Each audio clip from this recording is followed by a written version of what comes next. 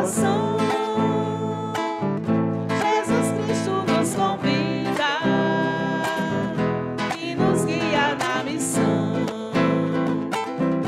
Aleluia, aleluia, aleluia, aleluia, aleluia, aleluia, aleluia, aleluia.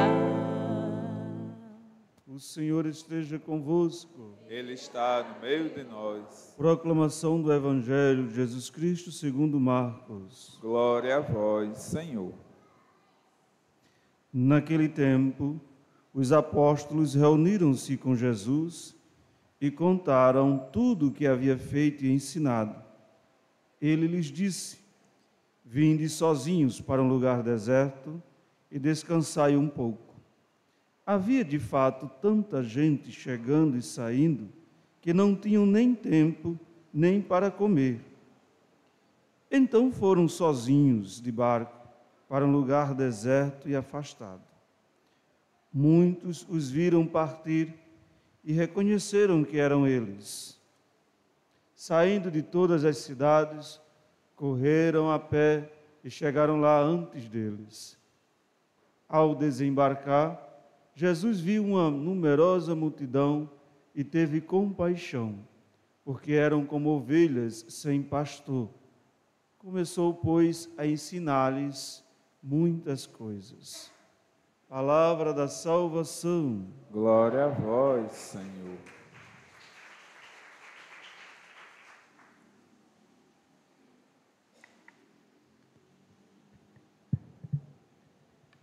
Querido diácono Márcio, querida comunidade, queridos irmãos e irmãs fiéis que se encontram na igreja doméstica e que nos acompanham através do YouTube da nossa paróquia, vamos fazer então uma catequese bíblica a respeito das nossas leituras. Na primeira leitura, hoje, na missa de Nossa Senhora Aparecida, a leitora, antes de ler, ela disse: padre, essa leitura é tão estranha, não estou entendendo. Aí eu, preste atenção que você vai entender. Que o profeta Jeremias começa: ai de vós, ai dos pastores. É uma repreensão que ele faz. Por que será que o profeta repreende os pastores? E que pastores são esses?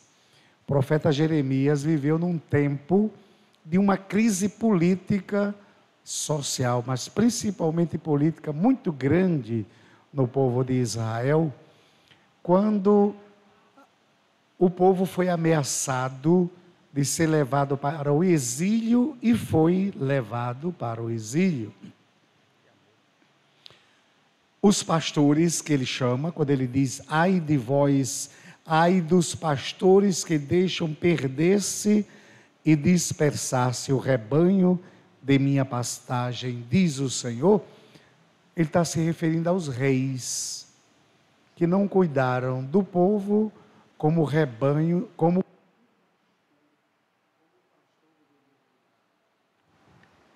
o pastor deveria cuidar. Ai de vós, os pastores. Foi muito difícil para Deus, imagine só, dentro da lógica, Deus então permitir que tivesse um rei para o povo.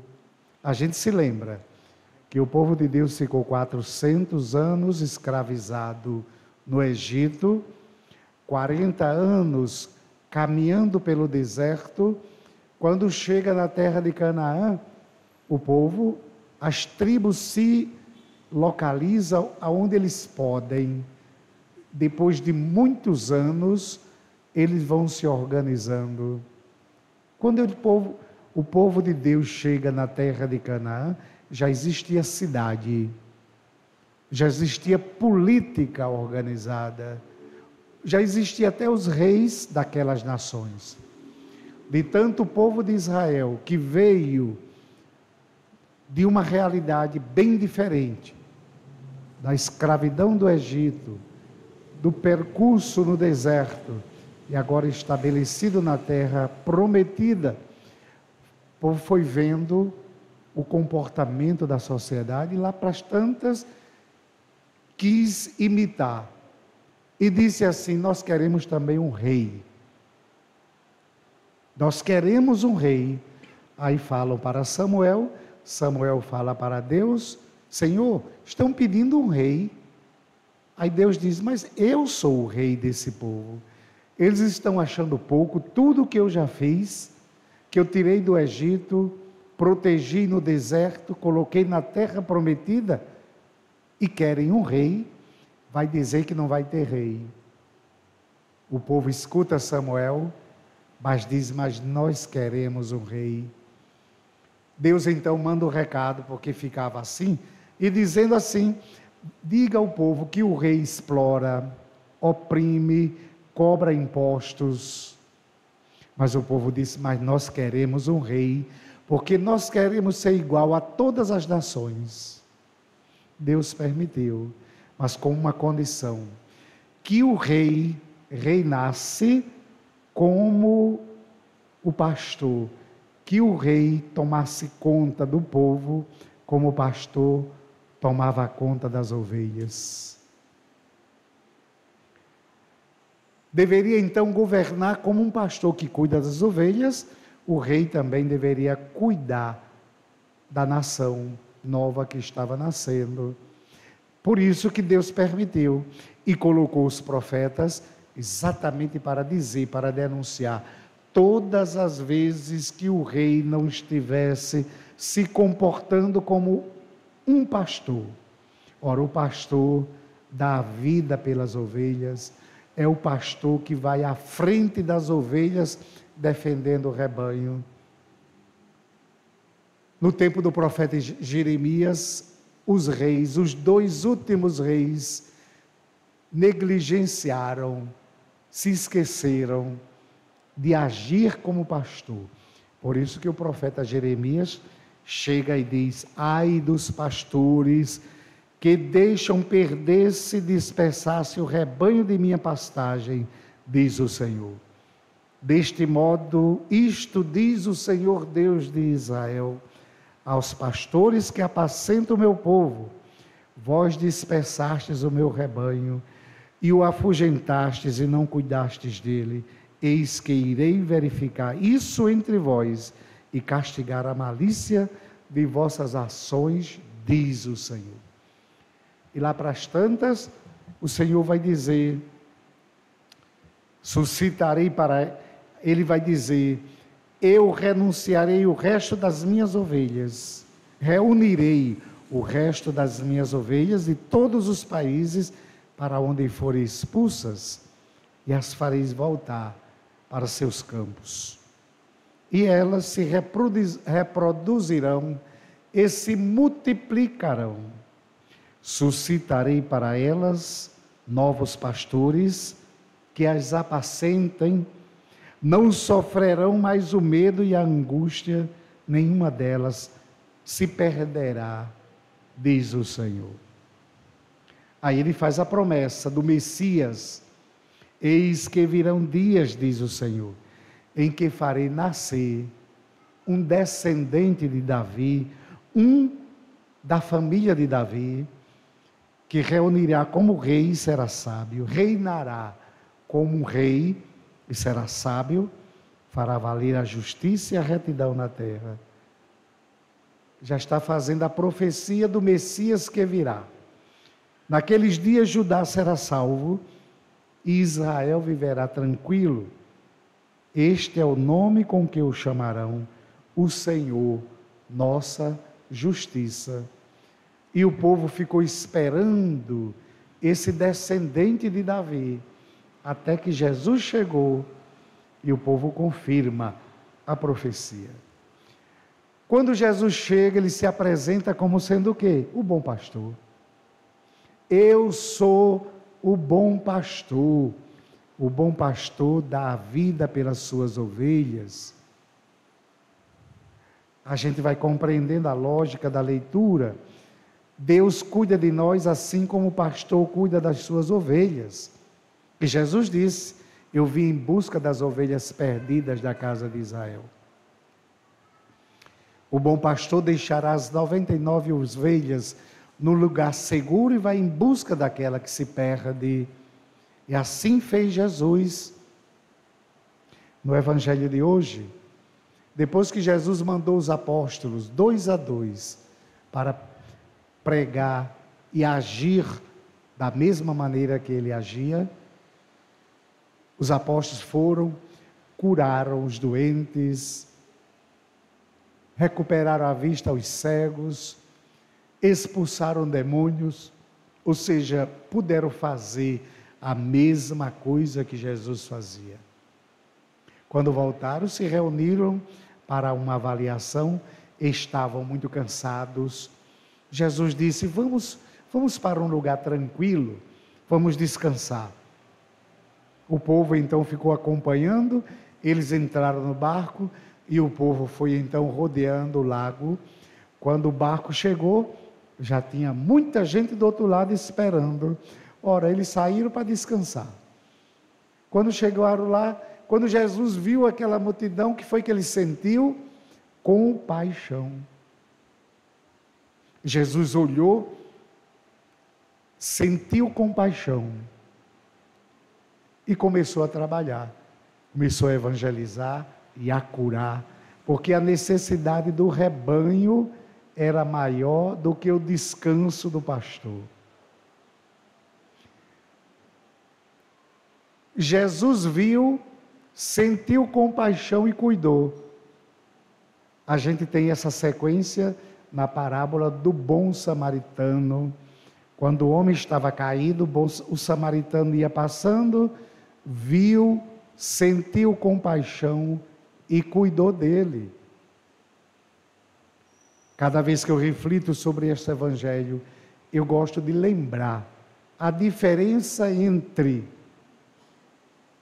sentir compaixão e ter pena. Tem uma diferença muito grande. Ter pena. Quando a gente tem pena, olha que às vezes a gente tem muita pena dos outros, não é? A gente passa a ver alguém numa situação, a gente fica morrendo de pena. Inclusive chega em casa e diz: eu estou aqui, olha, com o coração partido de pena, estou morrendo de pena de fulano, vi numa situação deplorável. Quem tem pena não faz nada. A pessoa fica no lugar que está lá e na situação em que ele está. É preciso ter compaixão. Compaixão é sofrer com, é entrar na dor do outro, é sofrer com. Quando a gente vê o que é que a gente sente e o que é que a gente faz. Olha que a gente vê muitas coisas. A gente vê os desempregados, a gente vê os famintos, a gente vê os dependentes químicos, a gente vê a rapaziada e a meninada com tornozeleira, a gente vê um que levou um tiro e agora está numa cadeira de rodas, a gente vê tanta coisa. Quando a gente vê o que é que a gente sente e o que é que a gente faz. Viu, sentiu compaixão e cuidou dele. A igreja somos nós, somos convidados a ter o mesmo agir do bom pastor. Não é do padre, não é o padre, o papa e os bispos, não. Somos todos nós os batizados. Ontem eu fiquei tão triste. Ontem, na hora do Jornal Nacional, estava em casa e nunca mais eu tinha visto, acabei vendo e deu uma notícia de uma droga sintética que chegou já em São Paulo, que tem vários números, e as pessoas feitas zumbi. Perguntaram então, quanto tempo dura o efeito dessa droga? 2 horas. E é o que o efeito? A gente apaga. Eu fiquei pensando, mas que idiotice. Como é que a pessoa toma uma coisa para apagar? A gente tem que ficar acordado. E a pessoa apaga, não se lembra de nada. É uma que vem para matar muita gente. Muita gente. As dores mentais, as dores espirituais. Às vezes a gente olha o dependente, só vê o uso, mas não vê a causa. Por que está usando?